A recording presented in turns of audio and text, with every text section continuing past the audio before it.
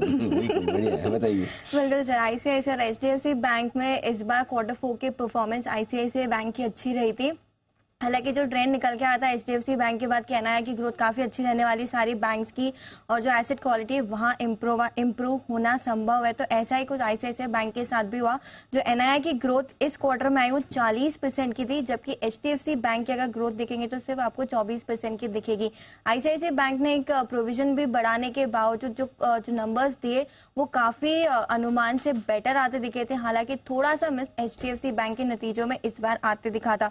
Operating profit की बात करें तो आईसीआईसीआई बैंक के ऑपरेटिंग प्रॉफिट्स में 35% की मजबूत ग्रोथ नजर आई थी, जबकि एचडीएफसी बैंक में सिर्फ 14% की ग्रोथ थी। और मुनाफा देखिए तो 30% से बढ़ के आया था आईसीआईसीआई बैंक के लिए, और एचडीएफसी में 20% की ग्रोथ नजर आएगी। लेकिन एसेट क्वालिटी में अभी भी एचडीएफसी बैंक आगे है, क्योंकि आईसीआईसीआई बैंक में ग्रॉस एनपी अभी भी 2-3% के आसपास दिखेंगे और एचडीएफसी में आधे % से भी नीचे की। हालांकि दोनों ही बैंक के एसेट क्वालिटी में इस बार इम्प्रोवाइजेशन नजर आया था।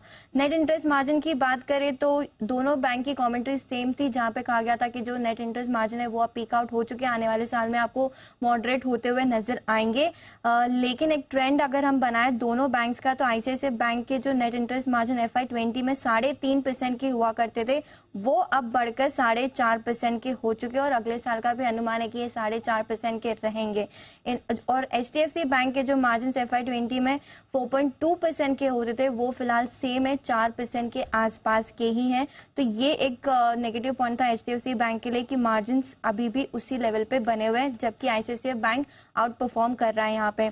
लोन और डिपॉजिट ग्रोथ की बात करें तो लोन ग्रोथ आपको आईसीआईसीआई बैंक में स्ट्रांग दिखेगी, और डिपॉजिट ग्रोथ एचडीएफसी बैंक में स्ट्रांग नजर आएगी इस साल में।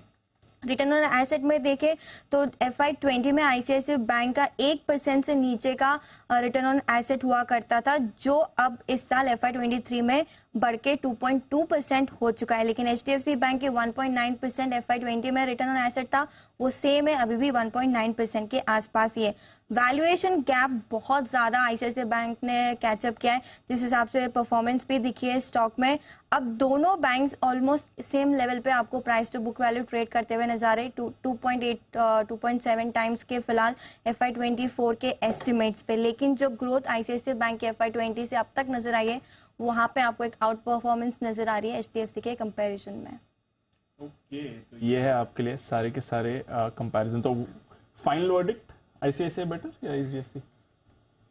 ज्यादातर वर्टिकल्स पे देखें, ज्यादातर वर्टिकल्स पे आईसीआईसीआई बैंक आउट परफॉर्मेंस है, और वैल्यूएशन गैप भी अब ऑलमोस्ट सेम हो गया दोनों बैंक्स के लिए। चलिए, तो स्टॉक कैचअप ऑलमोस्ट हो चुका है, बट परफॉर्मेंस आईसीआईसीआई बैंक की बेहतर रही है।